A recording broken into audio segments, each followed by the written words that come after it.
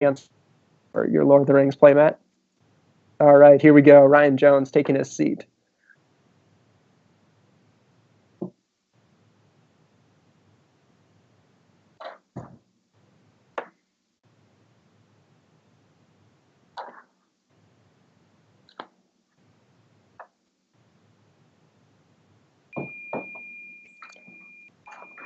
So Lannister Crossing, what he's running here. I expect we'll see a lot of the good Lannister cards, and maybe a couple of surprises.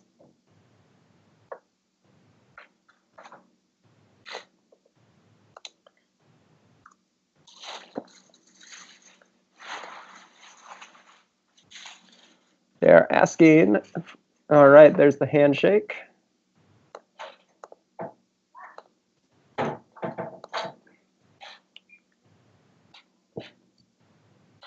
And we've got our initial hands dealt out. So let's see what we have got here. I see a Rose Road. I see, we got a Lemon Cloak in there. Looks like 2 Melisandre Corset. Bodyguard, House Maester.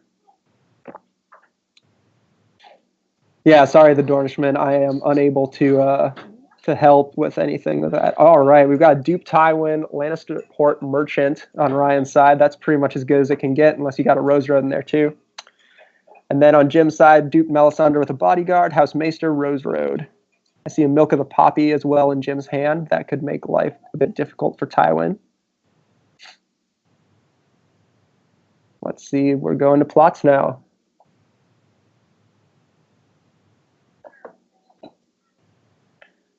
So Melisandre, obviously having them both out already is pretty good for both players. Time of Plenty flipped into Summer Harvest on Jim's side.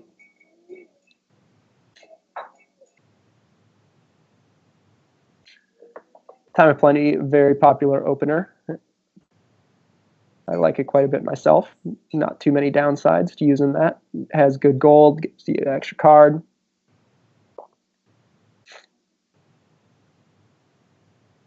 And it looks like Ryan was chosen to go first. So he's taken his 8 gold. So Jim is forfeiting the chance to play a Milk of the Poppy on Tywin before Ryan gets the gold from him. But I think that that's probably fine, because I imagine that he has some Neil tech that he's going to want to use. Ryan plays out of King's Road and Grand Maester Pacel. Bodyguard on Tywin, just keeping him extra safe. Though all those dupes and bodyguards won't do much good if it's Valar Dohaeris that he's going up against, which has, of course, been more and more popular of late. And it looks like Ryan is going to save 3 gold there.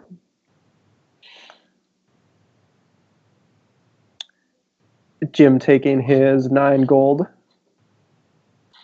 I'd expect to see a R'hllor card played here. And there's the Milk on Tywin that we were just talking about. See Lemon Cloak there. Yep, Ocean Road. Ocean Road reduces the neutral or out of faction cards. I do not believe that Lannister has any characters that can ambush 3. Thoros of Myr attempts to trigger Melisandre with that, with the R'hllor, but Treachery says no. Treachery is a very good card, as all of you know, I'm sure. We've all been big fans of Treachery since the beginning. Thoros of Myr, one of the new cards, so he's got Renown, and then I believe he says when a non-loyal character you control would be killed, you can kneel him and discard a power to save that character. So we've got Sir Davos here as well, who can, of course, just go back to your hand when he would die. So a lot of saves, or ways to save out there on Baratheon's board. I'll be interested to see what reset, if any, both players are using. Going to challenges for Ryan here.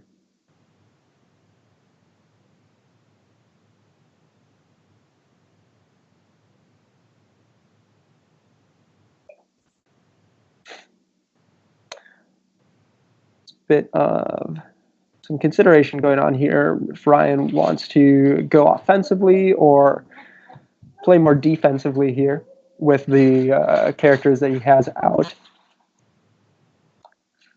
Not sure how much damage he would actually be able to do doing a bunch of his own challenges. Going first round, there's usually not too much to gain. And yep, looks like he is just passing there. Jank Tank Egg Guy, you should definitely make scrambled eggs because eggs over easy are gross, and you don't feed your kids gross things. Housemaster making an intrigue challenge there. I believe intrigue at least. I suppose it could have been power. Blocked with Grandmaster Pacell and drawn a card for insight. Davos swinging in here. Military most likely. Stealthing past Tywin. Got some burned men to oppose. Very nice. And getting rid of that bodyguard.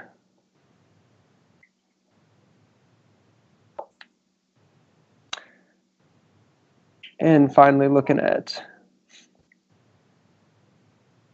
intrigue. Taking renown on Thoros of Myr before doing claim. That's a disqualifiable offense. Nah, not really. That's the end of that. Ryan takes dominance. And going into round 2, we've got 2-1 in Baratheon's favor. Both players considering their plots here.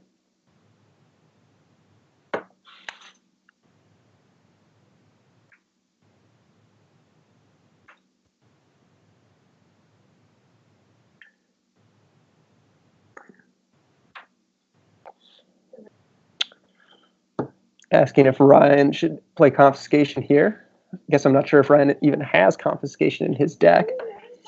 If he does, I guess I would play it, but counting coppers into Heads on Spikes. Heads on Spikes, a popular choice among crossing decks.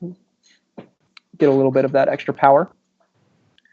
Let's see what he manages to pull here. Great Hall. So getting a bit of economy out of the way, but nothing in the way of actually getting a character.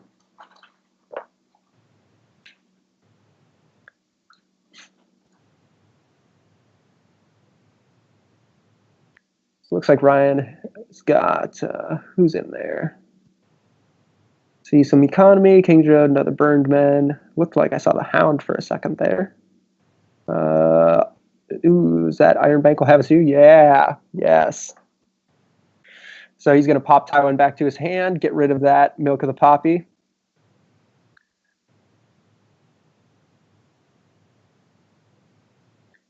Good play for Ryan.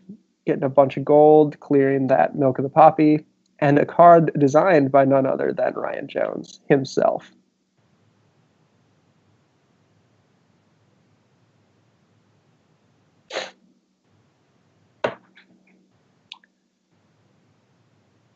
So he's unable to play Tywin back out, but he does have Jaime and the Mountain in his hand, either one of which could be quite dangerous.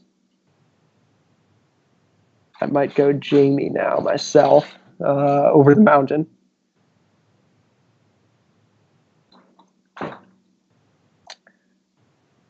Withering Cold is an excellent plot. I've been having a lot of fun with that.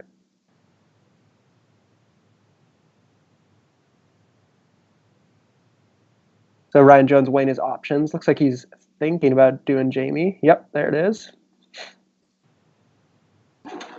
Well done, Ryan. I would have done the same thing myself. I'm sure you know better than me, though. Another King's Road coming out. Ryan showing, yep, using both those King's Roads now. And there's the Mountain as well. So just getting everybody on the board and saving a gold. I think he might have had a Treachery in his hand as well, a second Treachery, which could be very useful for keeping Melisandre from getting feisty. There's Lemon Cloak. So he gets a power icon and +1 strength. Well, you don't have any loyal characters, I believe, is how he reads. And he's going to kneel Jamie.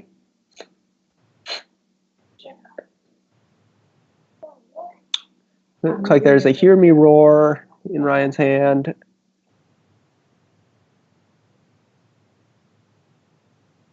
Looks like he may not have actually had treachery.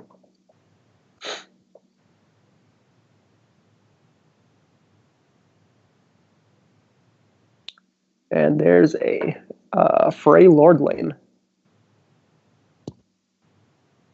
Those guys are really good in crossing decks, even if you're not going all in on House Frey. We will have challenges to Ryan here. Wouldn't be surprised to see some military action from Mr. Gregor.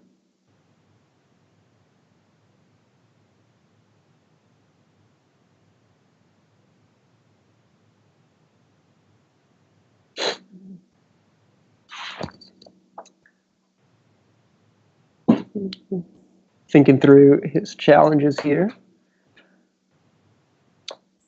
A mark of a good player, of course, taking the time to weigh the options and think through the best course of action before you start doing things.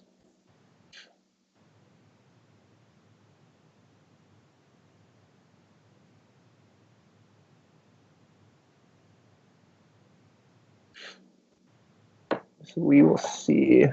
Looks like it will be military. Maybe not. Nope. Well, goodbye, Ryan Jones. Something must have required his attention.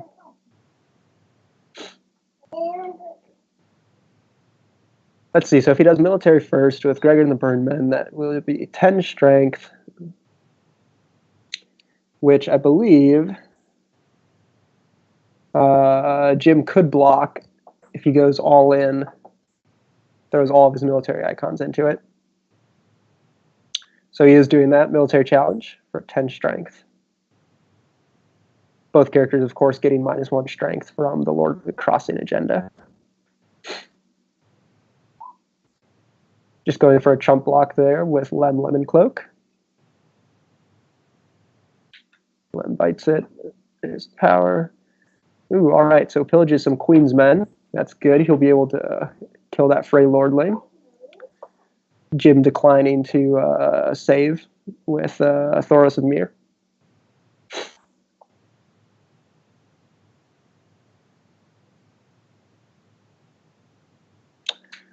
And Ryan continues challenges at this point. We'll want to do all of them, I believe.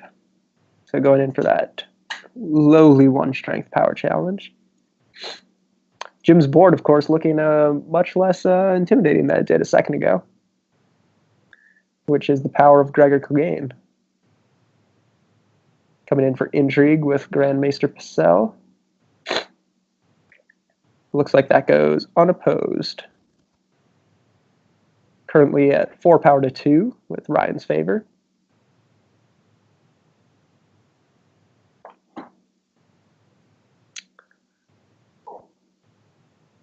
And now it'll be Jim's chance to strike back, and he's going to be able to get all 3 of his challenges off, no problem there.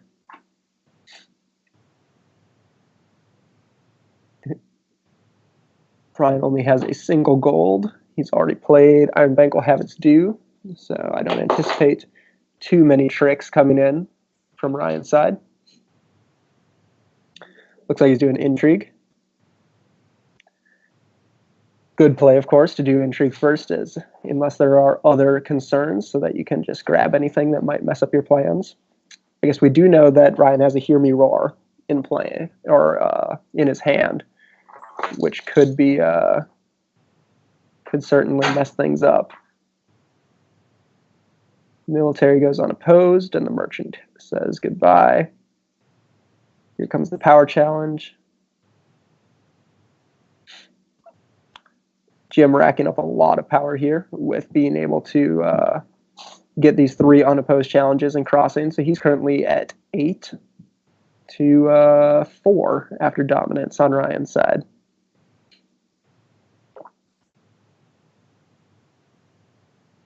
Ryan is going to need to do something to tip the scales back.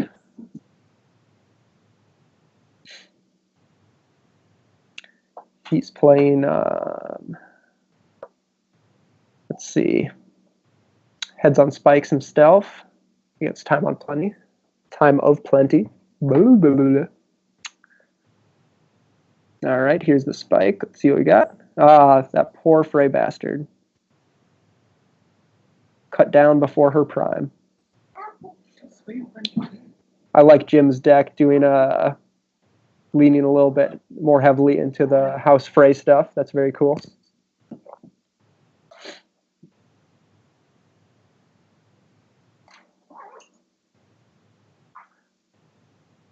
Ryan might be looking to reset soon, but he doesn't really have a great board position to do it. He doesn't have any location base. He had those King's Roads, which of course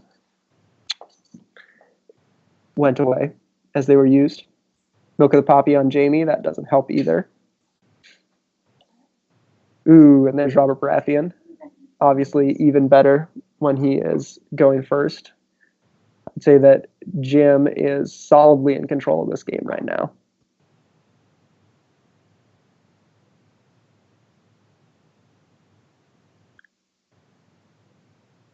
There's a little piece of economy, I suppose. Western fiefdom might help a bit.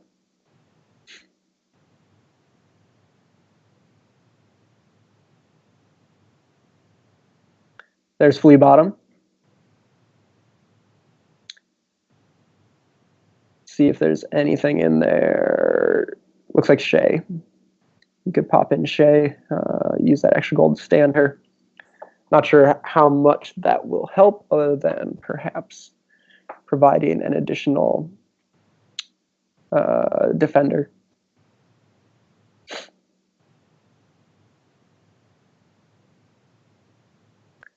I'd be curious to see if Jim is actually running Walder Frey as well to go with the some of his other Frey things. Got a military stealth coming in with Sir Davos, slipping right past Gregor Clegane. Feel like you probably want to at least oppose it, since Ryan's going to want to keep Jim from getting as much power as he can right now. Yep, so there's some burned men. Nice work, nice work.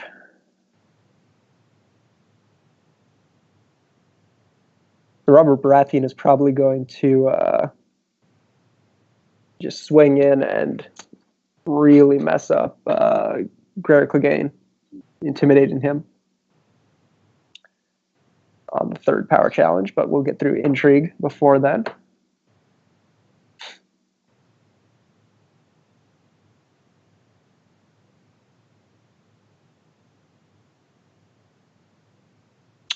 Coming in for intrigue with Thoros of Myr.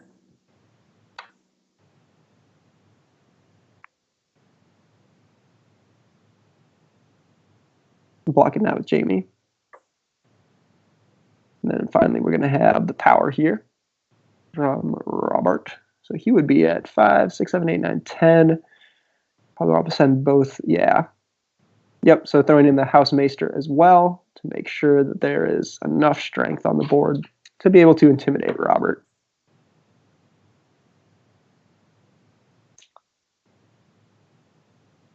There's just the chump block. Ooh, Superior Claim. Yeah. So that is going to bring Jim dangerously close to victory here. He's at 12 power right now, 13. Just 2 away. Ryan only at 5 power. AP Hines talking about Flea Bottom and Lanni. I agree that it is perhaps least useful in Lannister, though I don't think that it is by any means a bad card out of any house. So choosing to intimidate actually the what's his face, Grandmaster Purcell. So Ryan will be able to get 2 challenges off. He can do one with Gregor. He can bring in Shay with Flea Bottom.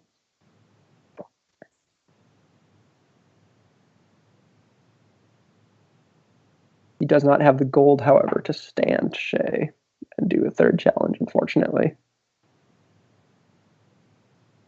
What do you get? Just a Rose Road for pillage, so nothing good there.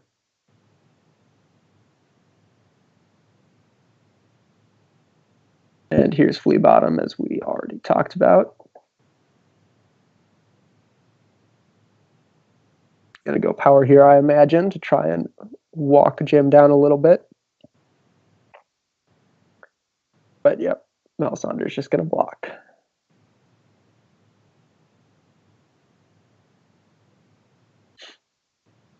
That'll bring Dom over for Ryan. He's at 8 power currently to 13.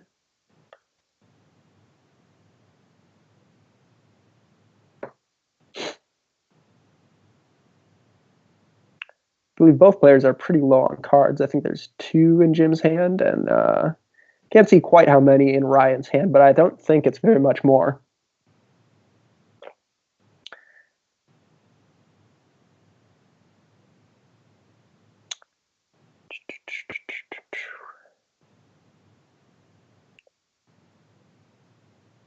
Ryan probably, let's see.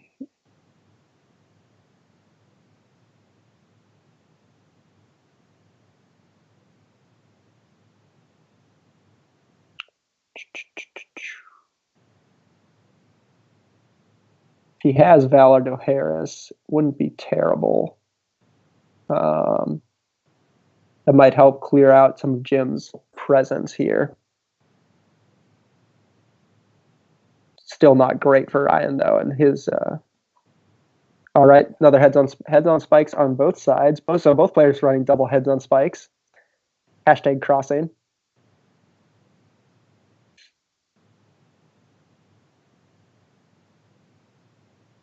If Jim gets the spike here, then he's just going to win. Oh, another Frey bastard with her head on a spike. Those poor little girls. So this could be for the game.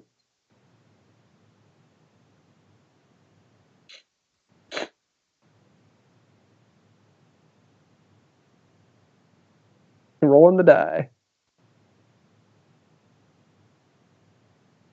All right. Not a character, so the game will continue.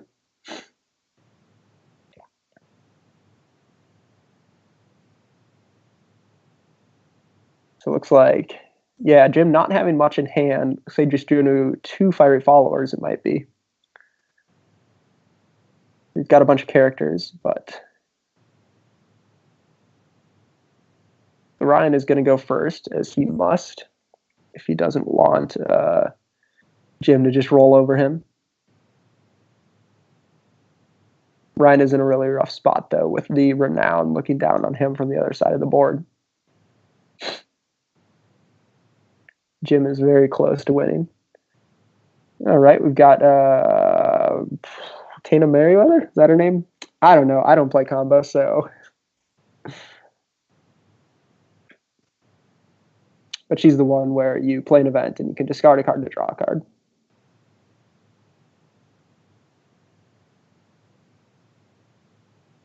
Yeah, Tana Merriweather. That's the one.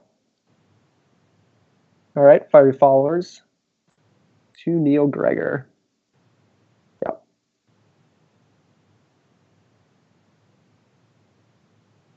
Another Frey Lordling coming out there.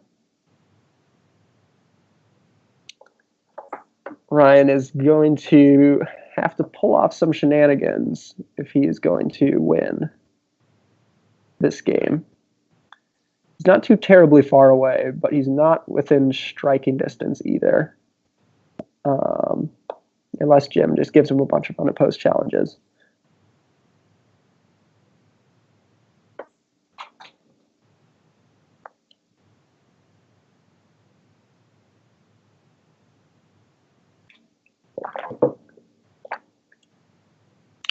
Ryan thinking through his options. What has he got in there?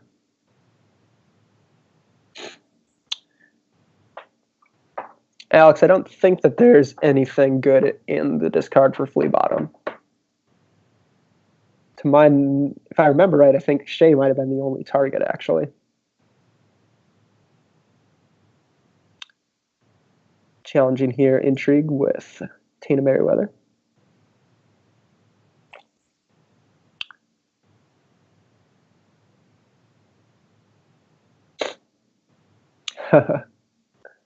All right, so there's Tyrion. Coming in with Hear Me Roar.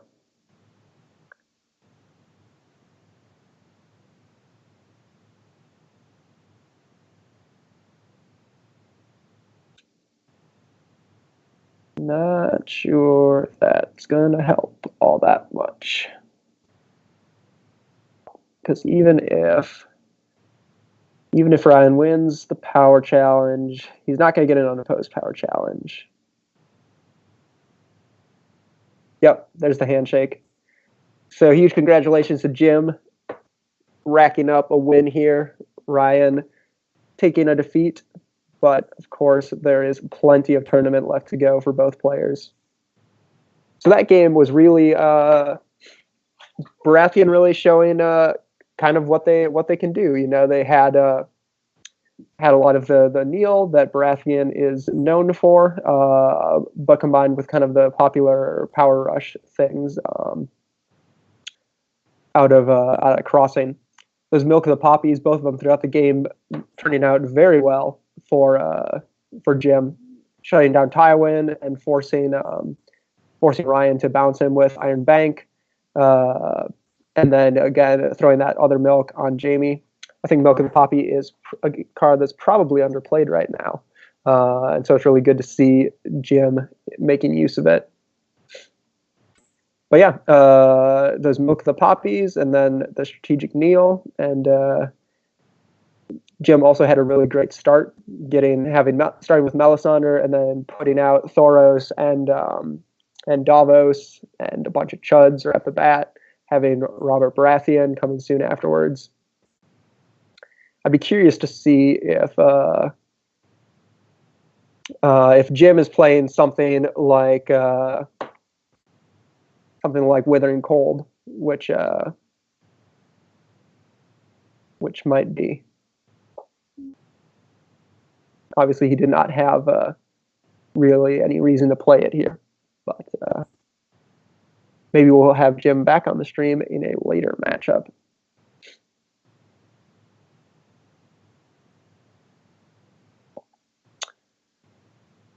Ryan choosing Kings Roads as his locations, economy locations of choice, also a bit interesting to me. That's something that we saw quite a bit of at Worlds, where there was a lot of political disaster and other things there. But I'm curious to see if Thrones War has sort of a similar meta, or just exactly what Team Lannister was planning for with choosing King's Roads. Yeah, get that Lord of the Rings mat out of here. Get out. Get out.